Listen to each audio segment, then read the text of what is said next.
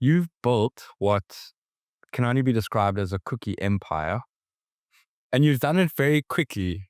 So tell me, why cookies? Who doesn't love a cookie? I think that it's a more loaded question. Why cookies? Because there's so much you could do with it. And I think the biggest reason, and that's something that Andrew taught me, is that it could be scalable. So we could courier it across the country, which you can't do with cakes. We love cakes. We love cheesecakes. We love these cool things, but it takes you twice as long to make it. You can't ship it. Where a cookie, you can kind of get into a process, automate as much as possible, and then ship it nationwide. So That's an opportunity that we had to really use. yeah, and I mean, you guys, you can fit a lot into a small box, so your shipping costs are also low. Well, the box is designed as the shipper box, so you don't have another set of packaging you need to put it in, other than the protective sleeve or whatever. But that is the box that it travels in. Awesome. And did you ever expect cookies to have this much traction online when you started it? I mean, I've kind of cheated a little bit, where I've been living in America for 14 years and I've seen the cookie craze. South Africa was a little bit kind of new to it. So he told me about it. I've been to America, and I was keeping eyes on, a lot of international viral moments. And it was these cookies, but not in plat in Afrikaans, they call it biscuit or biscuit. We're not biscuits. We're Cookies, and this type of cookie, this big fat gooey cookie, did not exist here. I couldn't find it. If it did exist, I couldn't find it. So it was a challenge, because we have to introduce it to the market of South Africa to say, but I kind of knew if we could just get them, because we've got a lot of young people and they are following the trends from all over the world, which was everybody breaking it open and eating it. Yeah. Especially like Crumble, all these places. The Vane Bakery. The Vane, There's Brookie. so many. Yeah. There's so many. So we just knew, we saw the gap in the market and we're like, let's just give it a go. Yeah. We hoped. And what inspired you to first start a business where you were selling, dessert, like products like cookies or cakes? How did you get there? So in 2021, I actually lost my job. I was retrenched. I was a full-time musician. And yeah, because of COVID, all those lovely things, I baked for the fun of it. And then I'm full of hardkoppig, stubborn. What? Really? And I didn't want to just work for another company. So I was difficult. And because of that, I needed to make money to pay rent. It was really like I needed money. And my housemates back then said, why don't you start selling your cakes? So I started selling very small, very, very, very, very small, just in my estate. And then I entered MasterChef, which I think catapulted me and it gave me a little bit more authority, or gave me a sense of an anchor. Yeah. I got second place. I didn't win the million, but at least, I could have the title. I'm a runner. Yeah, yeah. And then I met Andrew. He was very much still in his own golf world, and I was still selling cakes, and it frustrated him. She would come home and she's like, I was look so at this tired. beautiful cake I've made. It's so awesome. I look at it and I'm like, how long did that take you? Yeah, like 3 hours. And she was proud of it. I'm like, For one cake. I was like, sure. And not really scalable. And it was exhausting. It was a really hard job. I don't think you knew the word scalable, what it meant. I didn't, no. So It was like, stand on a scale, how much do you weigh? I'm like, no, not that stuff. that tough. No, I think. No, but it's a word people don't understand. Yeah. And I didn't understand it. Scalable, what does that mean? You make it sound so normal, but it's how you grow a company in the best way possible, most efficiently. I mean, that's what it is. So when we finally decided, let's give this cookies a go. He was still very much in his own. He basically just advised me a lot. Yeah. And would still go on his own. But then it started to do well. Well, there was one moment where it was, we need to commit to the packaging, get that right, everything before we even sell one cookie.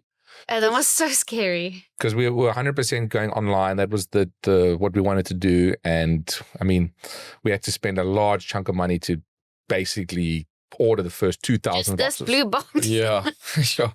Before launching it. Yeah. Nobody has even tasted the cookies and we had to spend so much money for that blue box. yeah, so that was the risk. And we were so blessed at the time because, bless her heart, your grandmother passed away and she left a whole chunk of inheritance, exact which was amount of money I needed to get these boxes. Yeah. Sure. And we went to a big warehouse there was like the Paro industrial area. Walked in there. I mean, we were such a small little client in their eyes. We're like, guys, thank you so much for meeting with us. They gave us the time of day and we said, well, we want to sell cookies. And they were kind of like, I think everybody was like, what are you doing? Well, I'm proud to say I actually chatted to Ashley, who's one of the directors of the company last week, and we have moved up to one of their top 15 clients and quantity of boxes sold. Sure. I mean, they've got clients, pizza companies selling pizza boxes and I mean, you name it. So when Andrew told me, I was like, that's so insane. Because I remember that day of me standing there and we pitching, wanting this box, and we were ordering 2,000 boxes, and it was the most scariest moment. Because what are we going to do with 2,000 boxes, you know? Now we order. That is a big commitment, yeah. Yeah, now it's like 2,000 a week or something. So it's been really awesome. I mean, the box, this has kind of become our signature. Yeah. And you can see it's the shipper box. Actually, the boxes are too small now because Andre just makes the cookies so big. But it was perfectly designed for 6 cookies where it kind of all fits together nice and tidy. So if you do ship it, it doesn't move around and doesn't get damaged. If you see the size of that thing, it's proper. It's so nice how it's individually wrapped. Yeah. Yeah, well, that was also a journey. We had to put stickers on every single cookie initially with each flavor. And then we got to a point where we could actually print the name of the cookies. So there's your milk tart cookie and all of our classic flavors. And then limited editions, I mean, they rotate every month. So we still put the sticker on the back. But just to get to that point was cool. Yeah. So and so your first customers, so you were doing the cakes, and then Andrew, you're like, that's not scalable, let's do cookies. Your first cookie customers, was that online or were those just people you knew? How did you get your first customers? love it. A following of about 8,000 people. Okay. Through MasterChef. Solid following. In my bakery, an incredible following. Where was your bakery? It wasn't Durbanville, in a garage. Okay. Still there. Okay. We're trying to move to our warehouse, but we are moving to our warehouse. like the never-ending move. Yeah. Humble beginnings. Literally a garage. Not even joking. So I reached what I decided to do, which I think it was organic, but also intentional, is to take the following along this journey. We still have all the videos. I think I was decorating a cake and I was sharing, I just bought 2,000 boxes. I think I'm going crazy. Will you guys please order? I'm literally like, please help me out. Yeah. So I was really bargaining on my following and friends. We have, family. Yeah, well, I kind of did the math and I was like, okay, 2,000 cookies. We've got 6 months to sell these things, these boxes. If we do that, then we can order more. And I was like, went through my kind of phone. I was like, I will message every single person I know and ask them to buy friends and family, please help. Yeah. So we got a backup. Yeah, so the day we launched it, I think I sold 20 boxes and I was extremely happy. I remember being so proud. I still printed the labels on paper. It's exciting. Hey? Yeah. Seeing that traction. We didn't have trolleys to put the cookies in. They were on the tables. It was if you think back, it was such a mess, but it was such a beautiful, humble beginning. Yeah. Christina, who is now my head chef, she was with me. It was just me and her. I think she thought I was crazy. I was like, we're doing this, girl. We're getting this out, and we sent it we now have a sleeve that goes over the box as well to protect it even more. Yeah. Then we did, and we just had the cookies in the flour bag. And each cookie, because I was so ridiculous, had a little question at the back. Remember that? Yeah, like, Matt, what makes you happy in the morning? Answer these questions. I love the interactivity, but in the end, we had to stick flipping thousands of stickers on cookies. It was not scalable. That's our word for today. So that's basically like how it started. And I just worked really hard on my social media. I think that really helped, just taking them along every single step of the way. Yeah. The truck just came, the boxes are here, holy crap. Folding boxes, showing them like very steadily. And we launched in October, which was a good time. 2023. Yeah. 2023, which was good because November was time for corporates. So we were like, I was trying to get corporate clients. And then December came around as Christmas. So there was a good amount of traction. Yeah. Well, I remember it was like October, we sold our first box, and I said we've got 6 months, which takes us through to the following year, like March-ish, where we had to order more. And then we sold out all of our boxes in December. Wow. And I was like, sure. We were very happy. But he was still not convinced to join me. It took a pop-up, my first pop-up, for him to go, okay, wait. There's something here. There's something here. And where was this pop-up? Stellenbosch. Okay. That was Valentine's Day last year, 2024. It wasn't Valentine's Day. You're wrong. April. It was April. April. Yeah. And where in Stellenbosch? So I love telling the story because we've told it quite a lot, but it is, I think, a very significant moment in our business. Okay. So, like I said, Andrew was still doing his own thing. I was trying to figure this out. He was my advisor, a wonderful one. And we started, I get bored easily. So I was like, I need to create new flavors to keep it more entertaining. So then he's like, yeah, but that's cool. Yeah, like it's a limited edition. It's really cool. But why don't we just have a drop and then take it away? Yeah. Sold out is great. I'm like, sold out, but then we don't make money. He's like, say sold out, it's wonderful. I was like, okay. So we started, everything we did kind of organically, but there was a lot of intention also. Yeah. As soon as you notice, you're like, okay, that was actually very intentional, very good. He came with the concept of drops. He came build up, creating lots of hype until that moment. So for the pop-up, April was a very dud month. There wasn't an event. There wasn't Valentine's Day, Mother's Day, Easter. There was nothing. It was just this month. And I was like, oh crap, we need to make money. I don't have an event to really sell. So I said to him, I think I'm going to do little pop-ups. And he's like, okay. And I went on and I thought, let me do Stellenbosch first. And we also do everything very aggressively. So I was like, Stellenbosch, Somerset West, and Durban will each in a row back to work. Why not? Now that I think about it, I was crazy. So then the day before Stellenbosch, I was like, nobody's going to pitch up. What am I doing? I'm crazy. What am I doing? So I baked little, what we call happies. And I got 2 rand from like 3 girls in Stellenbosch and Donve, who's doing my social media now full time. And we went to the Rooiplane and we handed it out. We just handed it out. We're like, come to my pop-up tomorrow, please. That's so good. Giving them a little taste of hooking them. Yeah, with flyers. I was so stressed. Then that night I went to Andrew. I was like, the day before, I said, can you please come with the next day? I'm scared. Literally. I need you there because he's a great salesman. And he's like my security blanket. So he's like, sure, babe, I'll come. I was like, what time is this thing? She's like 8 o'clock. I was like, 8 o'clock in like Stellenbosch on a random Wednesday. We did it with a coffee shop. We partnered with a coffee shop. Yeah, one of our buddies, Kevin, he had the coffee shop and he was awesome to like. Yeah, he was so generous because we didn't have to pay or anything. So it was very kind. Yeah. Kind to have us there. Where was it, like on Church Street or where was it? What's that street's name? I can explain where it is. There's a main circle. You turn left. It's just before Dorp Street.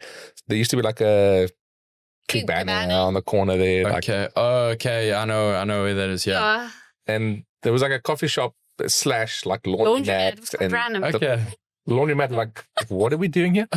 Yeah. He was not involved with it. So he was like, this is quite random. But anyway, so the next morning, I took, I don't even know what I was doing. I was putting the cookies in boxes. I said, we need to be there. We need to set up. We have a daughter and we need to drop her off at school at and we didn't realize the school only opens up at 7:15. So we're like, we're going to be late. He's like, that's fine. Nobody's going to be there. Like, chill out. And I was like, okay. So we're driving. Donve starts phoning me. She's like, where are you? I'm like, sorry, we're late. There's traffic. We couldn't only drop, but we'll be there. There's people. I'm like, in my head, one person. So I was like, give them a coffee and ask them just to wait. It's really not that hectic. And then Kevin called us, the owner of the coffee shop. This was now like 7:30. He's like, hey guys, like, where are you? I was like, no, we're coming, don't worry. He's like, okay, well, there's a lot of people here. I was like, what, like 10? He's like, no, there's like 50, 60. Sure. And That was- then I was like, oh my word. We got there, we stopped in front of this thing and there was a line, an Yeah. actual line. And we, Literally, a like, line. I had to open up my boot of We the had car. nothing set up. We were so embarrassing. It was so embarrassing. And the students started helping us carry Literally, like, they were out. carrying in the boxes. I was like, oh my word, this is ridiculous. That is crazy. And didn't even have time to like set up properly. I was like, okay, just turn on the Yoko. Let's just go. And we, Sold out within an hour. it was like an hour of like, Sold out. I think it was 300-400 cookies. And I was like, sure. I will. Sure. And that was very significant for our business. And do you feel most of the people were from the activation you did the day before, or some of your followers? Okay. I asked, and some of them said yes. I had a little happy yesterday. It was the best thing I've ever tasted. So I got all my friends to come. And then others said, no, I saw you on Instagram. So, and again, I didn't even have 10. Yeah, Maybe I had 10,000 by then, but it was like not. So it was really awesome to see your actual following Yeah. there. Yeah. as an online brand, like we never, I mean, there was 6 months of operating the cookie business. We never met anybody, Yeah, it was probably 6 plus months back. plus minus. Yeah. So it was so cool to actually interact with people that were supporting us and like Yeah. hear their actual honest opinions and And that showing up. that moment set us up for success, because then Donway could take video of the line. Wow. Yeah. Now we post it. People are like, why are people lining up for this place? So now we're creating this extreme. And because she was so crazy and organized a pop-up at Summers West the next day, Yeah. we're like, guys, we sold out. Sorry, we Summers West tomorrow. Then we hit Summers West line, and there's all moms and dads. We're like, I don't know why we're here, but my daughter from Stilly said we had to come and buy. Yeah, my daughter sent me. Why am I here? Sure. So we got this, suddenly we had this viral, still very small, but viral element. Yeah. Momentum. And then Durbanville, we were there, people were there before they even opened. That's Andrea's hood. And then again, we, on purpose, not on purpose, stopped. So now nobody can get all of us. Sure. We're just like, we're online. When's your next pop-up? No, we're not going to have a pop-up until August. So it's a very strategic, and we're now way more strategic about it because Yeah. we really look at it now. Then we kind of just fumbled our way into the things, but realized now, especially with reflecting, we're like, okay, that was really cool. And that's when Andrew, my very long story, how Andrew realized there's tons of potential here. And he joined. Yeah, and then Join we me. drove home that day, and she's like, "Told you so." Told you. And like, she's like, "Are you gonna come join me now?" And I was like, "Okay, getting closer." Yeah. So now we're full. So there's a nice long answer for. No, it's a great answer. Cool. No. I love that context. So you did the pop-ups, and you said this was April of last year. Yeah. So you guys have grown really quickly. So you like got proof of concept last year, April. Yeah. And now, you guys, how many followers? I think it's 40,000 on Instagram. We just hit 50. Yeah. Just hit for well done. Literally like yesterday. Or That's so, I love hearing that with brands where it wasn't like they were kind of just looking for, I don't know, some random product. So it was actually something you're passionate about. You taught yourself how to bake. You then entered a competition, and then you guys kind of just kept following what you enjoyed until it became just this big. And I think that's the best, because if you enjoy it, you're going to work much harder than if it's a product you're not passionate about. And so you did your first pop-up in April. When did you guys go, okay, cool, like let's focus on the online now. Let's start pumping ads. Let's start getting influencers. Was that around the same time, or was that shortly after? Great questions. So one of the things with the pop-ups, which was always great, was just get people to try as many cookies as possible. Let them get the cookies in their mouth. Let them taste it. So lots of people in South Africa, especially older generation, are scared of online shopping. Yeah. So they, especially this, it's a more it's a little bit more expensive. So much money for 6 cookies. I just want to taste one. Yeah. Then I'll buy a box. Yeah. We need So the to pop-ups is an opportunity for a person to buy one. lower that barrier of entry. Let Yeah. someone just try a cookie. Okay, cool. It's actually nice. Okay, cool. I'll take a box type of thing. Yeah. And then we said at the same time, I mean, at that first pop-up, we never had QR code, scan here, follow us. I mean, it was just so rushed. And then we said, okay, well now, every time we do a pop-up, let's have a giveaway. Let's give some cookies away plus some other value, and then follow us. And then every time we then did a new drop or a new launch, online sales just kept increasing as well. So the pop-ups were really cool to meet people, to get them to try the product, and then just continue to grow the main engine of the business, which is online. Then to get to your influencer question, so when I launched this product, there was nothing. I had, because of MasterChef, and because of just connections, I had a few famous people, influential people in my pocket. So I reached out to them, and it was like 5. And I asked them, begged them, will you please just do a story for me? I don't have money to pay them. So I was like, please help me, please. Yeah. And they were super kind, super generous. To this day, I've never paid an influencer. Sure. To this day. And I'm saying that not because I don't want to pay them. I'll pay them with love, because oh my word, they're powerful. Yeah. But they've been so extremely generous to me and so kind. And it's a testament to how good your product is and how much people value it, that they would just post about it for free. Now, because that's what happened. So I had these incredible people, Zola Nene, who was the MasterChef judge, who's an incredible, she inspires me so much. Minky van der Vestes, and I knew her, but she also just an incredible entrepreneur, an incredible woman. Yeah. So they were my 2 big ones that I approached, and they were like, yes, I'll do it for you with love, no problem. So then, and a few other smaller ones, then they started to post for me, and other influencers would see it. Then it gives me legitimacy. Yeah. Because I'm not this random chick selling cookies. Yeah. So then I would approach them. So I was quite aggressive with my influencers. I think I sent every single week, I would send to influencers. That was part of our marketing. And then other influencers are like, but I want to. Then influencers started reaching out to me. Yeah. They're like, how can I become a brand ambassador for you? Sure. Now we've got what we call Cook Sister, which is our brand ambassadors. They're incredible, 15 wonderful girls, and they always post for us. And that was awesome. We just have a good relationship. I don't use influencers. I hate that concept. I want to be friends with you. And I also send it, and I say it very intentionally. You do not have to post about it. And I mean it. I really do mean it. Many times I would send to someone, I would see someone's going through a rough time, or someone just had a baby, I will send it to them. Purely because I want to build a relationship with them. And that's something businesses need to know, because influencers can see through it. Yeah. They hate it when you send them stuff because you want something out of it. Yeah. So for me, I value relationship. So I was like, I'll send it to you, please. You don't have to post it. And I would keep an eye on them. And if I see something happened or they just had a baby, I would send them a box. Yeah.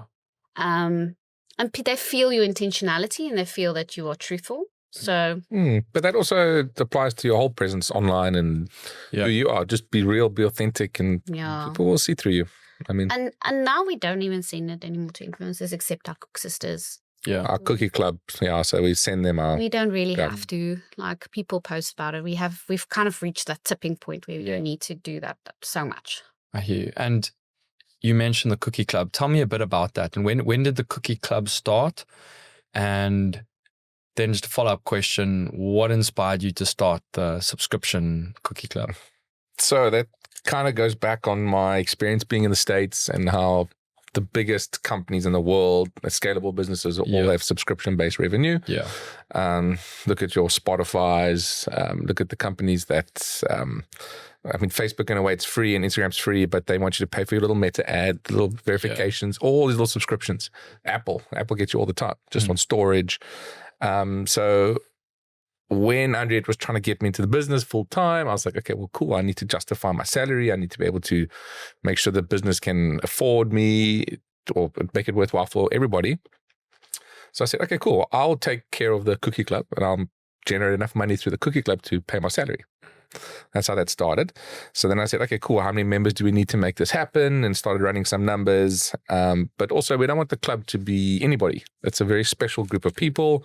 It's our VIPs. It's people that believe in us. So we said, okay, cool. We're going to put a cap on it. It's going to be 500 people. They can either pay monthly or they can pay annually. And then I had to just set up the pay fast kind of amounts and make sure it integrated with our website. And there's a lot of tech that kind of goes with it. Still also drives me crazy when tech fails. Yeah. Members get cancelled like unintentionally by mistake. And then 3 months later, I'm like, oh, don't worry, you have to still pay. And they're like, what the heck? Yeah.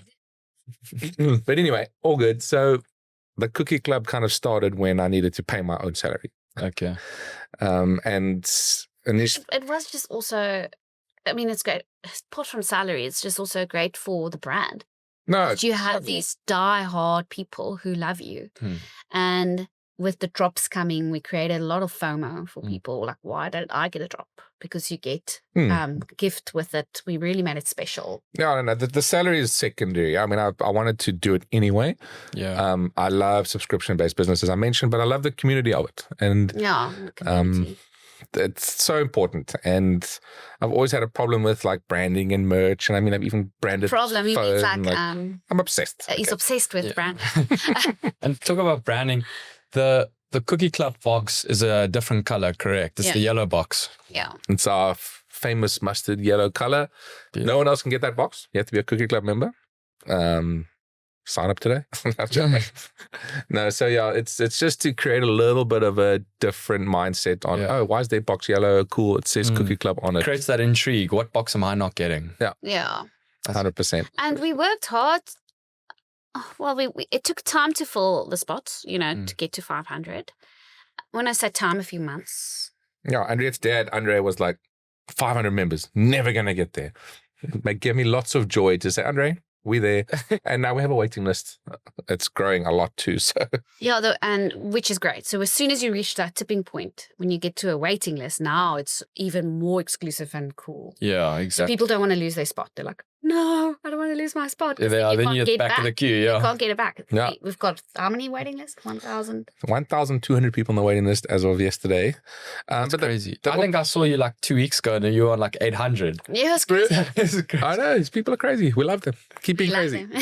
Sure, we that's are awesome. crazy. But I must also say it came also from my golf background, where the most exclusive golf clubs in the world, you can't just join and become a member. Yeah. There's waiting lists. You need to be introduced by another fellow member. You need to get 3 or 4 other people to vouch for you, sign signatures. You need to pay big entrance fees to join, because the value that they provide is so great that you want to be a part of it. Yeah. So this is a very small version of a exclusive golf club. Sure. And how many spots are you thinking of opening for the Cookie Club?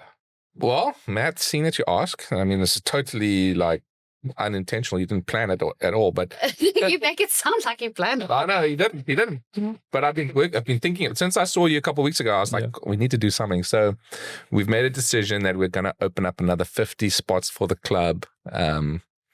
Somewhere you can even say like now almost. We'll say the 1st of July. We'll do that, and then for the next few months, we'll open up another 50 each month. And we'll probably grow that to maybe 750 and kind of. But we don't want to Reevaluate. overdo it.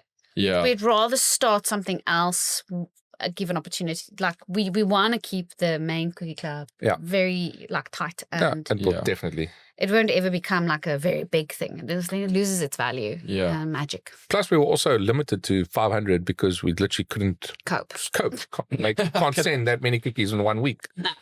But now that's the way I That's also something I want to hear. Like, how did you guys manage the operations of the business? Like, you guys. Me crying a lot? I mean, it's been less than 2 years. So you guys have probably had to ramp up production multiple times. we were in the one kitchen, and then we flipped the guest bedroom, then we flipped the garage. Now we still aggressively small. People, we do take lots of video, but people, when they get in there, they're like, whoa, it's way smaller than I thought. Okay. People are like, we're at the right place. It's like a little house in the suburbs. Very, very small. Yeah. Honestly, it's been a journey. I've been the hunting. Gosh, my English. What's that name? Break. And he's been wanting to accelerate, and I've been like, and I mean, I want to accelerate with, but I have to be very. I take care of my quality. Yeah. So as soon as you overdo it, our quality is going to start really you're sacrificing quality because you're rushing and you're not doing it neatly. So I mean, I would go stop. Close sales, like we literally sold out. It's not like we're making it up. Yeah, it's not a gimmick. It's real. No, for real. Like Father's Day, I actually kept it open too long. I should have. I was like, best sales ever. And I mean, my dad looked at me with these big eyes. The girls are going to have to work through the night. We're never going to get through it. And like, buy enough lint and buy enough stock, and they're like, because our place can't hold so much stock. Okay. So every single day we drive to buy stock. It's bless painful. our heart to our suppliers, our box company. I'm like, we need more boxes. He's like, it takes me 2 weeks. I'm like, you make plans. Tomorrow. It's been tough, but it's also been very impressive. The grind behind it and seeing that we can do it in such a small space. So we're excited for the new space because I think we can ramp it up a lot. Yeah, tell me about the new space. Like, let's even just talk about the square meterage compared to where you currently are. Well, oh gosh, do you know? So we're currently 50 square meters, Okay. which Wow. 3 little Yeah. garages right next door to each other. And we were initially looking for like a 200 square meter Can I type of just place. quickly interrupt? Like Vasti, who's our head of customer services, I'm not joking. She sits on the floor and work. Sure. I feel bad about it. She loves it. She sits like a weird bird, but Like cross legs. she loves it. But she sits on the floor, and I'm like, you can go sit upstairs in my mom's house, And she's like, no, I love it. Yeah, but she's literally sitting on the floor. We are grinding it that hard, but I'm not being like bad to not looking after she's gonna get a very beautiful desk now. But yeah, No. So- They've been with us since the start. So, I mean, they're amazing. Basically, so 50 square meters, and we were kind of looking for a 200 square meter type of warehouse vibe. I mean, we were also looking at potentially another house because we wanted to keep the community home of Mondvol type of thing. Did a lot of shopping around. I mean, that's another whole story, but you can follow that journey on our socials. And we are now committed to a warehouse which is 320 square meters, which is amazing. it is Sure. 6 times as big as where we are. That is great. We're going to have a little front end store now, which is cool. I mean, I hate saying no to people when they say, can't we just buy cookies? You've got cookies. I'm like, those have already been purchased by other people.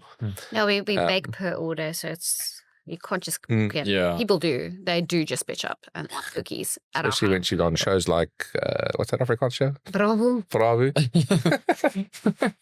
If everybody hasn't noticed yet, I'm very Afrikaans and Andrew's very English. Yeah, if you're going to email marketing at Mondvol, like, please keep it in English. Do you have to call it over to come up translate sometimes? Google Translate it. Okay. Google Translate is like my friend now, my best friend. What's marketing in Africa? Marketeer. Marketing, yeah. Marketeer. Bemarkeer at mondvol.co. Marketing. Sure. So it's 320 squares. That's a big upgrade. Yeah. Yeah, so, but I've been so impressed, and like the team, what they've been managed to get out of the existing space has been incredible. And But it's hardcore. Like our electricity would trip no, I know. times a day. And then if it trips, Because well, we you've got an can't oven, a batch in the oven, that batch is wasted. So there in goes. December, we did a pop-up at Tiger Valley every single day for a month because of Andrew. And we had our Christmas going out, and we had corporates. I cried almost every single day. I literally Literally cried 30 days straight, there's no break. I would Yeah. stand She's like, in I that need a day kitchen. off. Come on. It's so You tight. make cookies. I was like, we cannot be sold out. We cannot. No, so literally, I would stand in that kitchen. Because now I'm not so much in the kitchen, but during December, I was in that kitchen every single day with the girls. We had 12 girls in that space, 12. Yeah. Like standing like this, trying to roll dough. And I was just finishing up. You'd Even I stand rolled dough. from the morning till from 7 a.m. till 7 p.m. Yeah. And the girls would take breaks, like they would rotate because we couldn't have a moment. And then the power would go off. And then the power would go off. And then the power would go off. And then I would... What was it? Load shedding? Or was it just tripping? No, our house couldn't handle the amount of Yeah. power we were The ovens using. are running at the same time, and it was hot. I think put we the have like aircon 12 on. freezers. Yeah, no, the one time we couldn't keep up. We needed to, every dough has to be frozen before it goes into the oven. And it was like, okay, cool, emergency. Let's go buy a big stand-up freezer, like Because I would... on the spot. Like, That's really like the classic founder story, starting in a garage until you outgrow the garage. Yeah.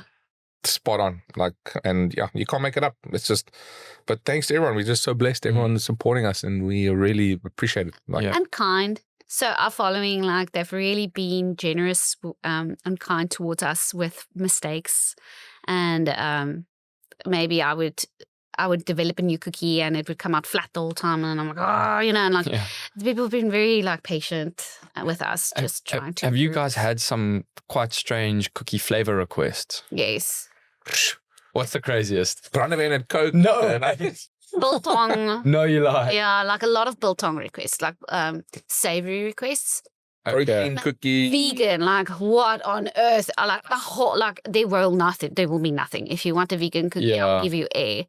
Yeah. So my entire cookie is the opposite of vegan. Yeah. Yeah. A lot of sugar-free stuff, gluten-free. It's too hard. We're staying in our lane. Yeah. If someone wants to come with vegan cookies and gluten-free cookies, please do. I will promote you. I Yeah. will send people your way. I'm not doing it. Yeah. So I'm very fussy with that. Yeah. And I know you do a lot of South African classics like the milk tart cookies and all that. How do you go about like choosing flavors and testing new recipes? So like I should Names of new boxes, dad bod. I get inspired. No,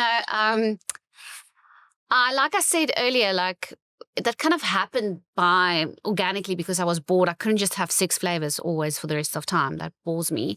So I started just developing new flavors, and then I kind of started building it around themes, like a day, Mother's Day. And I was like, oh, that's a cool theme. What does moms like? Moms like coffee and tea or whatever, or, so I played an apple tart. So I would play around with what mothers would like. And then what would fathers like? Oh, let's do chili chocolate. Let's do lunch bar.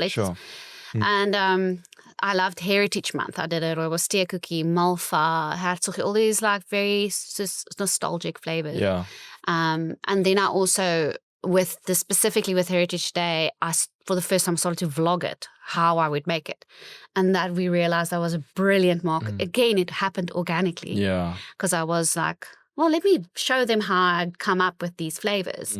And people loved it because I would show them this failed, this sucks, or I don't like it, it doesn't taste well, I don't like, oh, this is great. Yeah. And my staff also got involved in those videos. Sure. Yeah. And then that was like, we sold so many because people were like curious. They were like, I've been watching you make this rooibos tea cookie. Yeah, we built the hype. For 3 videos. I want to taste it. Yeah. And they get involved and I really listened. They would comment, why don't you add this? Or why don't you change this? And I was like, that's actually really like brilliant, and I would do it. That's so cool. You're so close to the community. So close to them. So close. And I don't just say it. I really truthfully mean it. So we get them involved with every kind of step we take. We're like, what do you, now this box coming out, they have to vote for it. So it's quite cool. And so what do the next few years look like for you guys? You've obviously, you're ramping up your production capacity. So what does the next 3 to 5 years look like? Good question. So Andrea's kind of changed and she's growing with the business, and she now understands that you need to grow, and if you really want to make more for what it can be, you've got to get out of your comfort zones. So I've been really proud of you for doing that. And we've had so many requests from different companies, coffee shops all over the country saying, we want to wholesale your cookies, we want to resell. We've also got some great advisors and mentors that have been helping us. A guy called Bernard Immelman, who's founded Nibbly Blitz from Woolworths. He's like, guys, your margin, what you're making, you need to try to keep it as much as you can to yourself. Because if you do go to retailers and they're just going to squeeze you and take your joy and actually put you out of business. Yeah. Sometimes you can grow yourself out of business, and it's finding that balance, that sweet spot. Yeah. Nice pun there. Yeah, and then also if you go into retail, you kind of lose the community aspect. Completely. So you lose the community aspect, and you also lose that FOMO, that fear of missing out. Yeah, because the cookies will always be there. Nobody would care. Yeah. So you completely lose that pop-up, will go away. But there's strategic ways of, because somewhere you're going to also outgrow this viral sensation. It's going to lose its traction somewhere. Hopefully, maybe never, but it's about... We've still got so much growth to do. We're still pioneering the way of cookies in this country. And what are your thoughts on international expansion? Is that something you've thought about? We've thought about it. We're not anywhere close to that, just purely because the cookies have a shelf life, and then to ship it internationally. And there's so many competitions also. Like it's ridiculous. So we will never say no. But right now, we're definitely going to focus on getting into the warehouse, upping our capacity. Corporates have been great as well. And another thing that Andrew's also like been kind of trying to get me to grasp is that, and I've also noticed, there's so many people in this country who doesn't know about us. So many. So many. Millions. You're not even at your peak. You're far from your peak. Driving in here, stuck in traffic. I just say, babe, look at all these people. They don't know about us. Yeah. These are just cookie people literally, my daughter's school, I was at a party and the parents did not know about Mondvol. And I was like, what? Yeah. And that is, so for me, even in Durbanville, our hood, people don't know about Mondvol. Yeah. And we're doing really well with people, but it means there's so much more potential for us. Yeah. And it's about how we reach them. That's all very strategic and very wise that we have to plan it out. And now that we're in the Pop-ups at warehouse. different areas, getting people to go back to our original, why did we start pop-ups? So that people can try the cookie, different areas. Like we love the lines, we love building a hype, but we also want to go to Wellington and do a pop-up there so that guys can try it there and just keep popping up as much as possible. So the warehouse is going to allow us to do that. So the next couple of years, it's still going to be very organic, growing. We're not going to get up any retail stores, anything at this point. But strategic partnerships, collabs, like the way that social media allows for that these days, you're silly not to leverage it. Like it's just collabs are amazing. Yeah, so much fun. super cool. Yeah, you guys recently did a collab with poetry. That looked insane. So poetry, Cotton On, Clinique. We've partnered with Plato a lot. We are doing a massive collab with Gelato Mania in July, which is so much fun. Ice cream and cookie, baby. So there's so much fun out there. So it's about, but it must be on. It must make sense. Must be on brand. You know, lots of people are reaching out to us, and I'm like, it doesn't make sense. It's not on brand. Yeah. So we're very. You could say we're picky.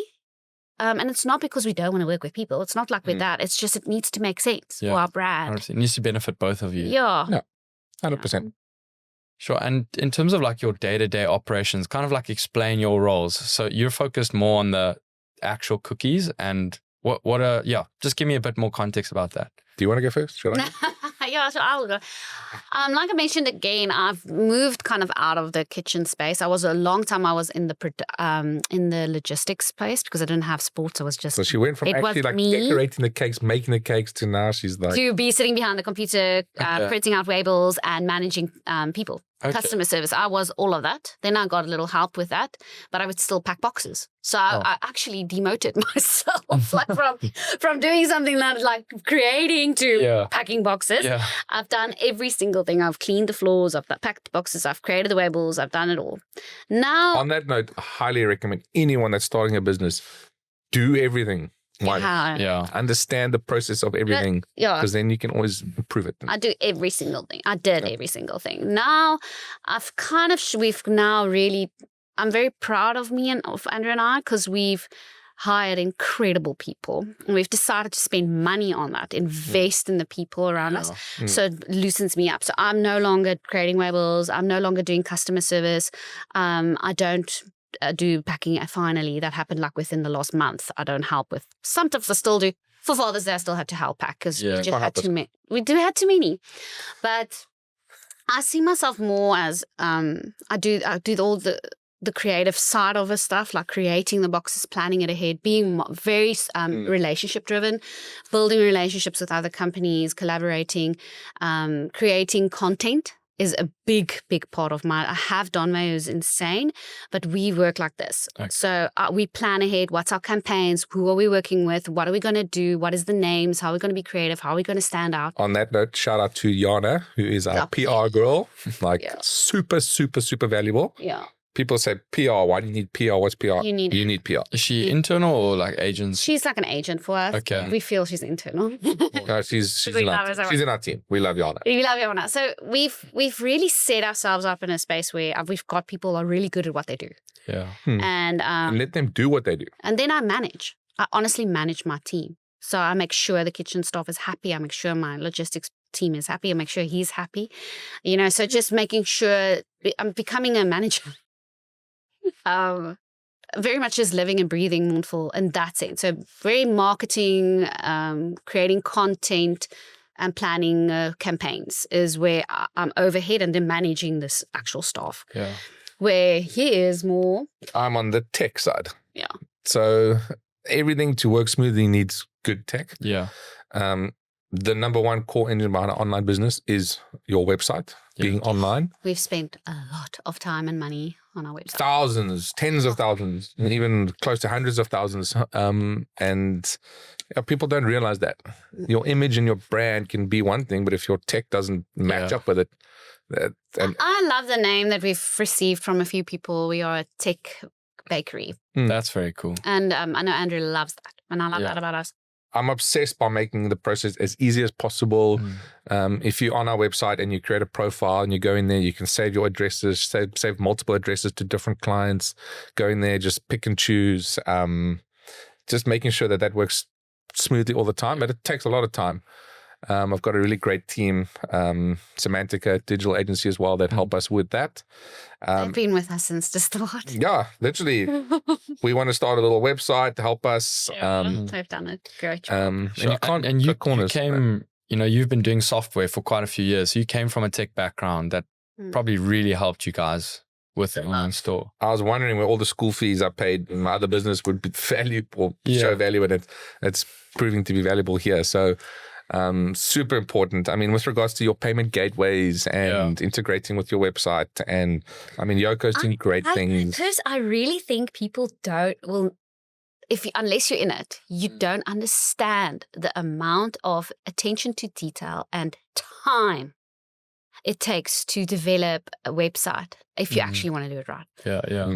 Andrew literally would look at this. Does the button, is it round or is it square? Does it flip out or come in? There's so much attention to detail and the tech behind it to make it easy for you. People just go on click, click, click, and then they moan because, I don't know. Like, and it's not like you guys, and you guys have the subscription, which makes it even more complicated. So complicated. And South Africa isn't that advanced with subscription functionality yet. No, Don't even get me started now. If you want to start a subscription company, So please do. Mark my words, and I'll put a bit of prophecy out there. The tech space is growing in South Africa. I mean, all the workshops, 17 type of things, the hubs now. I mean, the developers, there's a lot more that are freely available. The payment gateway space, Peach Payments, I mean, they're doing awesome things. Yoko's doing incredible things. We just went to their offices and did a little video about what they're doing. Incredible. The subscription-based online shopping type of thing is just going to go through the roof. E-commerce, all the trends, everything. E-commerce is the way to go. Always have a physical type of presence. Try to keep that, but I love it. E-commerce is awesome. And again, I don't want to say stuff that's very like presuming or whatever, but Presented, but I love how before Mondvol, especially in the baking industry, yes, there was a lot of like Velvet Company had an online presence, Sweetline had an online presence, but a lot of these small companies, like businesses, are popping up, and all of them are saying online only, online only, online only. So they're really seeing the value of it, and it's so awesome because it takes your overheads away. You don't have to have a shop to be successful. The old school thinking is, cool, bake, have a shop, sell. Have a tuisnywerheid and you sell your cookies there, and it's great. There's nothing wrong with it, but it limits you. And every time I see... It's not scalable. It's not scalable. And I love seeing all these other cookie companies coming up, and some have phoned me and said, thank you for being so inspiring us, and Mondvol's kind of trailblazing the way ahead, and people are like following it. And it's awesome because it's great for our economy. It's great for people. It opens doors without having to commit to a shop. You can just out of your house, online shop, like get people to taste your goods. Because South Africa, the culture is changing where people are willing to buy cookies online. They're willing to do that now. Check a 60/60, these type of things. That's so good, Like, I need to order a pack of Blitz for the bride. Oh, but it's so small. I literally, the other day I was making, obviously because it's cold now in Cape Town, I was making a fire outside, and I literally just Uber Eats Briarwood. And it was there in like 12 minutes. It's just incredible. And that is, I think that's always been in America, like Amazon Prime. overnight Prime. But not here. And that's where I think something good came out of COVID is check a 60/60. And it forced people to buy online, and it forced a lot of brands to focus online. And it's opened up so many doors for our economy. Because now you have so much more to your... It's still hardcore. But on that note, but you can do it. Something super important. So if anyone is wanting to start an online business or something, starting an online business sounds cool. Yes, it's low barrier to entry, blah, blah, blah. It is. I mean, you can get templates for websites as well. You can make it, you can be operational very quickly, but people don't trust you. So you need to focus on getting good reviews from your clients. You have great photography. You'll see on our website all over the place. It's trusted by this and reviewed this, and posting Media 24 who took big. People are scared of being scammed. It's 100%. obvious. So definitely that's where Andrew, again, his side, he's been so good with getting reviews. That's something I wouldn't think about. Like he would chase people. If they email us, thank you, these cookies were the best thing. He was send them a link. Please go review us on Google. Yeah. And he's been doing that like very diligently. Yeah. And people would then do it. Yeah, and it takes time. Doesn't happen overnight, but people, if they trust you, they'll support you, and if they support you, they'll refer you, and if they refer you, it just snowballs. Yeah, So, exactly. I mean, we manage the ads for over 30 South African brands, and all of our top ads is always user generated content. Because it's like if people just see a product image, they'd be like, okay, you could be a drop shipping website. You could not even be based in South Africa and just running ads into SA. Andrew's fallen for that trap. Guilty. He's like, but they said they're in Cape Town. I'm like, babe, that's Shein. Yeah. Yeah, and that's why it's so good. Like you say, that getting real South African reviews, also like on your guys' social media, there's so many, like the Cook Sisters and people, holding up the Cookie Club. Yeah, especially like you say in South Africa, who are very online shopping, still kind of new. So new. They're very risk averse. Well, Bru, let's talk about ads. I know we kind of going a bit long here, but we recently started to run ads.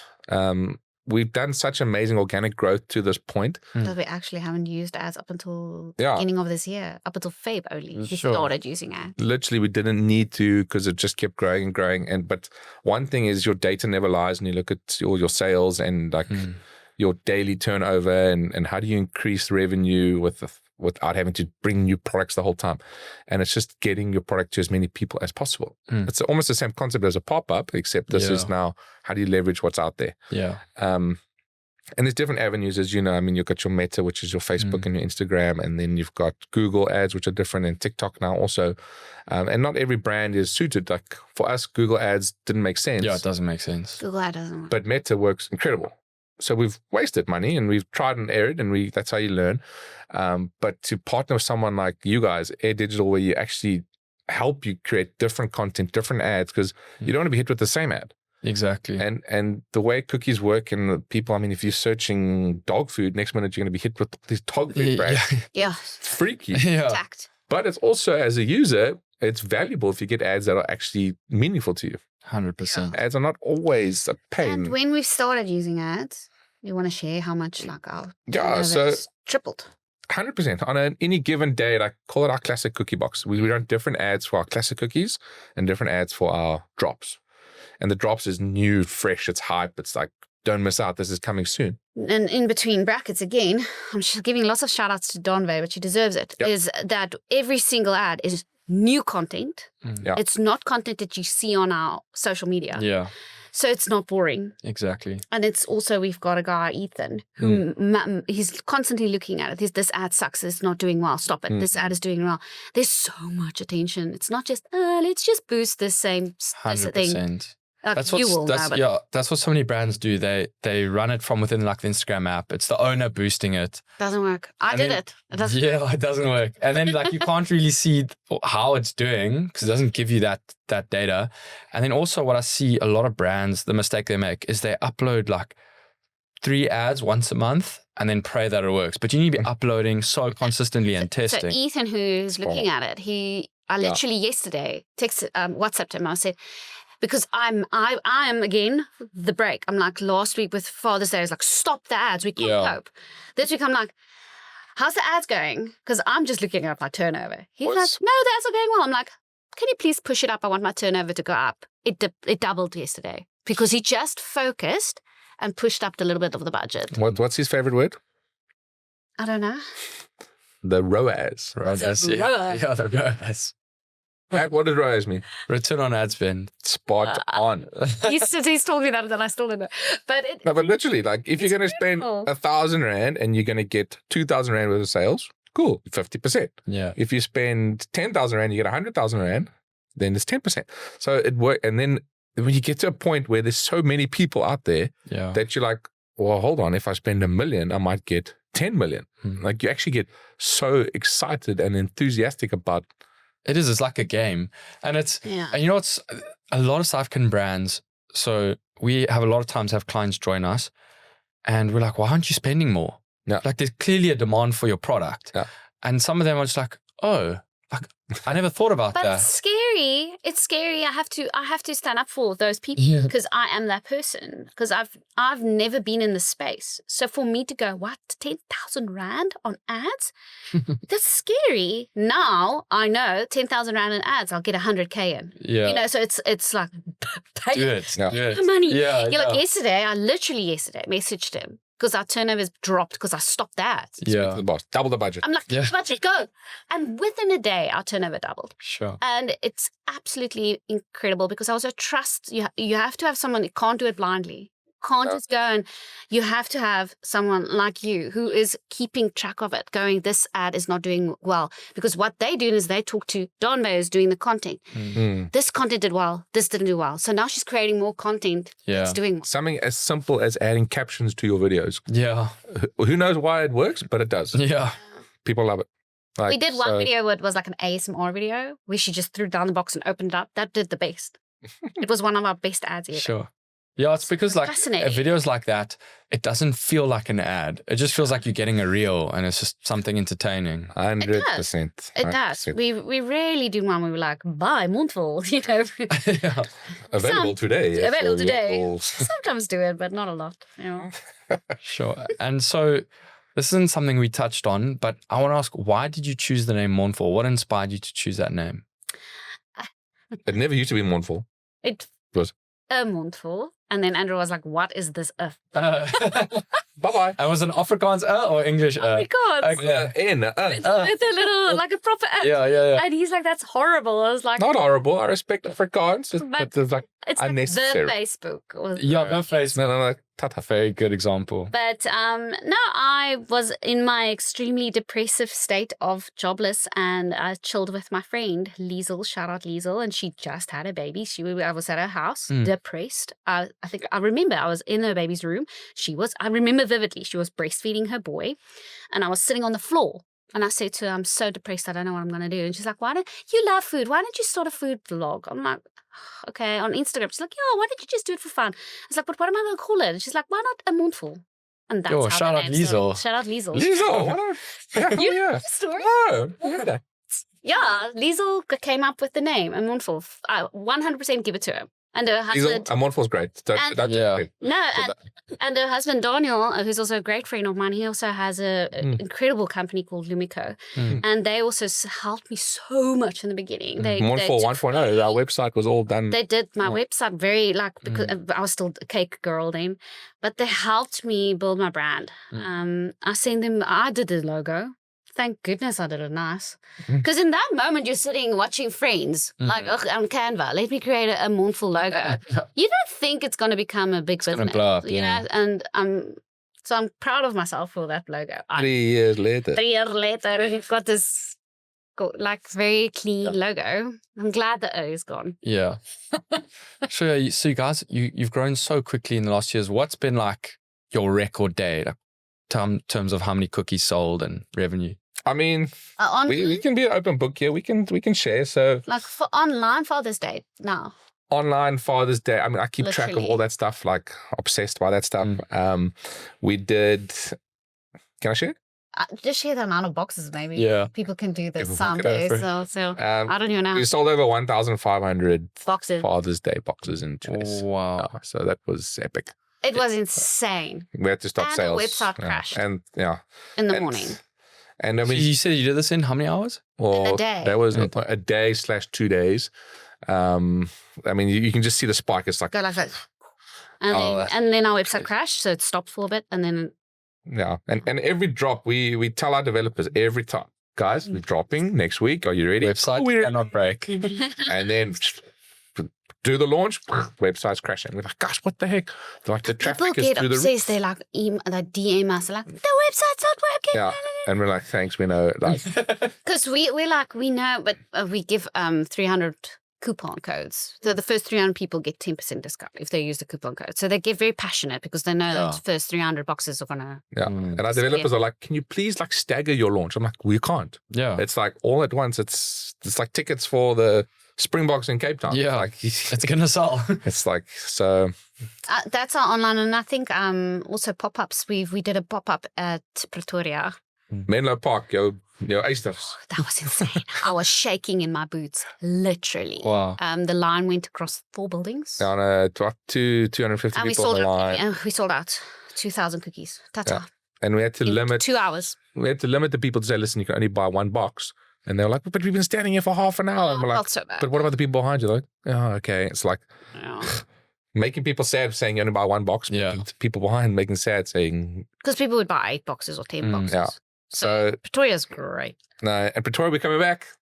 Oh. Pop up coming soon. It's the Sharing. 16th, 17th of July or 17th, 18th. You're sharing details here? Yeah. They don't know where, but we're coming. Yeah. I don't know when this is getting published, but Yeah.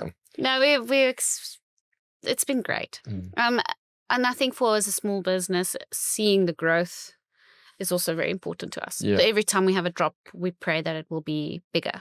So because you have more people. Yeah. So you kind of have it's to- scary. You grow to bigger space now and Yeah. more staff and How many staff are you guys on at the moment? We are on 15 Wow. 15. That's very quick growth there.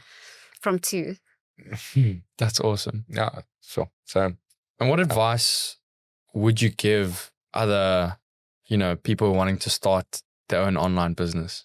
Like if you had to share a few tips. Oh my a couple of things off the bat. Whatever the product is, make sure it's quality and good. Like make sure that's like a solid product. And then the biggest thing by far is get a mentor, get someone that's been there. Because if you learn by mistake, fine, but it takes you longer and you make mistakes where everyone's been there, kind of done that. And these days with all the courses you can take online and all this, try and educate yourself as much as possible. Yeah. But if you've got a good product, you've got someone mentoring you, like even an agency, like for your ads, I mean, that's not off the bat, but you can try to do it yourself. It's going to take you 6 months. Go to an agency, you'll get it done straight away. Yeah. And it may seem expensive at the time, but you look back and you're like, wow, that's actually the best 10 grand I ever spent. Yeah. Don't be cheap if you can help it. But I know it's give and take. I would look from a brand's perspective. So building a brand. Anybody can sell cookies. And I agree with Andrew, the cookies whatever coffee, burgers, whatever you sell, it needs to be a really good product. You can't sell an average product because people see through it. Yeah. So you have to have something that will live up to the brand. But to create a unique brand, I think is the challenge. Because like I said, anybody can sell a cookie and there's loads of cookie people now. But there's only one Mondvol. Yeah. It's about the brand. What color are you going to use? Don't copy someone. Because you're copying the cookie. I copied the cookie from Choc chip or whatever. Crumb. A cookie is a cookie. Yeah. Nobody owns it. So people are like, oh, people are copying. I'm like, no. I Nobody don't own the bar one cookie nobody flavor. owns it, But Burger brand. Oh, you're copying a burger. Yeah. But you own your brand.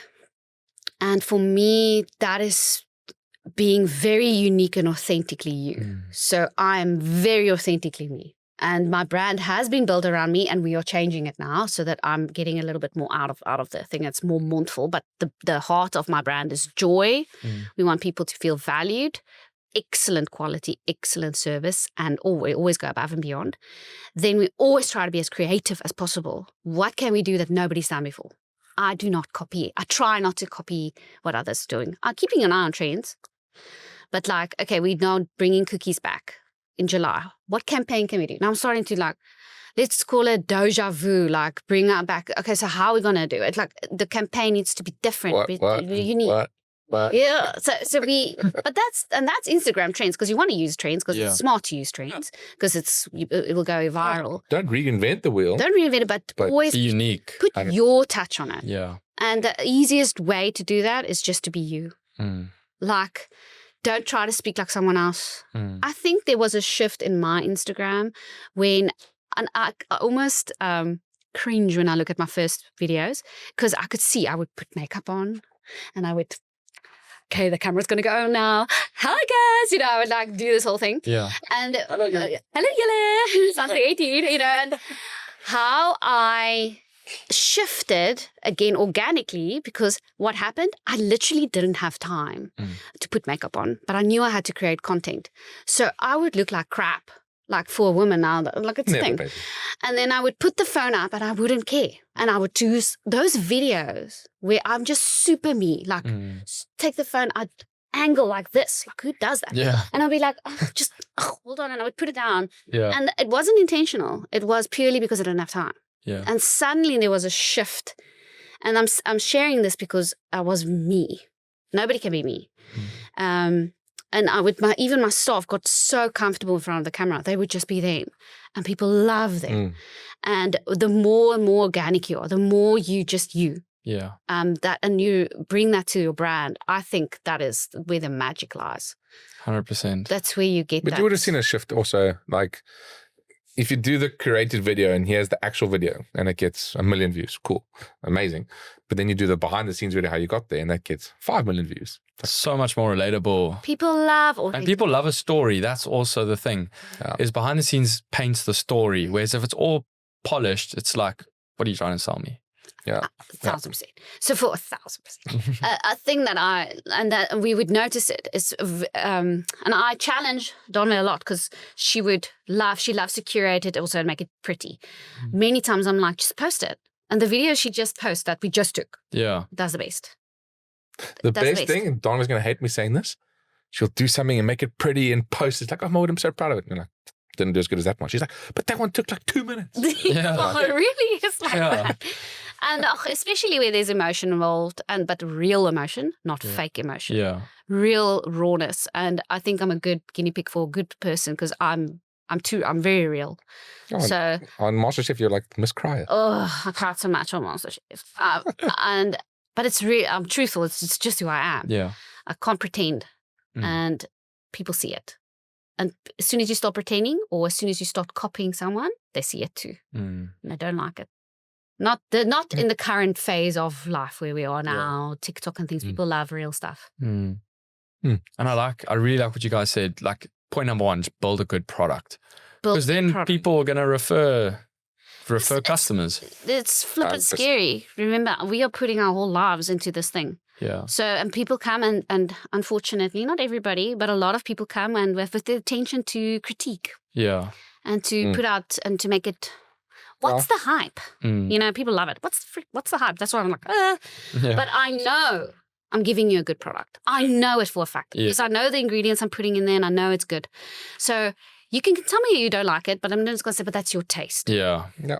Because I know what It's I'm a putting good in cookie, there. yeah. I know it's good for a fact. So, and it could not be your taste, but it's good. And that's something you have to be proud of. So you can't put out a product if you're not proud of it. Yeah. Spot on. Cool. Thanks, guys. Last question. For anyone who's never had Mondvol, what's the first thing you think they should order from you guys to get a real taste of the brand? I'm going to say the ball one cookie. I We freaking can't love just it. order one. That's No, well, soon you can, but the classic box. I definitely would suggest it because it's good. And this is the classic box, No, correct? it's actually limited for you. you got a special limited edition, amazing. Matt. Thank you. You guys at Air Digital are I special. think that milk tart is also, people love it.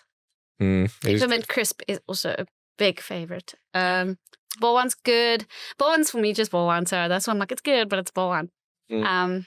But people, I've had, I can't say it on the podcast, but I received a voice note. It was from Coco and Co. Okay, yeah. Yeah, you know that. Do you know that? Coco and Co. Yeah. The first you at least know. Thanks, man. Yeah. So And George, Oudtshoorn, and somewhere. Yeah, I know. proper Afrikaans, nee. It's like this Afrikaans oom. Yeah. Like I can just imagine him because I'm now listening to this voice note of him. Ja, ek wil maar net sê ek het hierdie koekie gekry. En ek weet nie waar hierdie koekie vandaan kom. It was a press pack from RSG. Yeah, but he used some Afrikaans. So. Like, and he's like, en ek wil net vir julle wat sê, hierdie was 'n fucking lekker koekie. What a great testimony. Literally died. I'm so sorry for the language, but because you cannot not have that moment. Because it was I could literally hear all these old worms in their bakkie. And it was just the best moment of my life. I love For it. me, that was the best review I've ever received. It's such a feel-good product that It you're was such selling. an authentic, real moment for me, and I'm very proud of that moment. I actually sent it to Donna and said she must make a reel about it, about that voice note. Yeah, but Just beep out the word. I must say, like, you guys, you're such an inspirational brand to me in the sense that you're doing your own manufacturing, you're doing it locally. It's not just like some dropship product. Like, you actually, you have IP, it's unique, it's true to you. And I think that's why you guys are just going to continue scaling so quickly. Thank you. Yeah, I hope so. And we're praying and we're trusting. We really believe this has been a gift given to us. Yeah. And we want to steward it well. And another big part of Mondvol is also creating jobs for incredible women. Yeah. And having a team atmosphere of pure joy. I want people to love working with us. Yeah. Just be like Vasti sits on the floor. She loves it. And they roll that dough singing. Yeah. I'm not joking. There's a lot of camaraderie and love in our little kitchen. Maybe because it's so tight. Onto new beginnings. We're going to miss each other in this big warehouse. We're going to scream to each other, but it's so much fun. But yeah, so warehouse, we should be moving in by the end of the month. Fingers crossed. Awesome. I can't wait to see it. And then we'll Can I definitely... taste raw cookie dough? Was that I mean... Why not? But Yeah. Your taste. Some people think our cookies are too raw anyway. I mean... And then some people think it's too dry. You can't win. Yeah. Like, it's impossible. But we'll be definitely doing a opening, a nut mark. I'm getting my Afrikaans here. A little housewarming. Nobody just said. No. Yeah, a roof wet making. A dak natmok. Okay. It's an Afrikaans. It's a housewarming in an Afrikaans dak natmok. Awesome. So we're going to make our roofs wet in the dak natmok. On the night. And then we'll be do more events as well. Looking at something for Women's Day. So, ladies, you can kind of save the date there. And then, let's just see what happens. So, Awesome. yeah, thanks, man. It's just so much fun having people join us on this journey. Yeah. So thank you for inviting us here. Yeah. Thank you for coming.